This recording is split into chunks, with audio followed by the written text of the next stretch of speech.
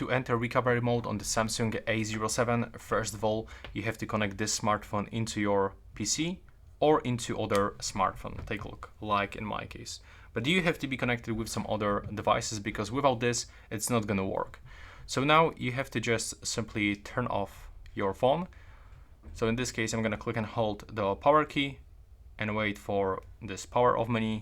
Just simply switch this off.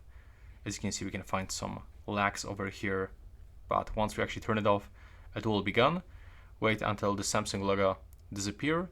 And now you have to click and hold the power key and the volume up button simultaneously. And wait until the Samsung logo appears on the screen. And release both buttons when the Samsung logo appears on the screen. So let me just show you how it looks. There we go.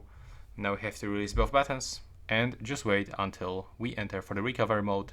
There we go. As you can see, here we are. And that's how we can actually do this step by step. I hope you find that video useful.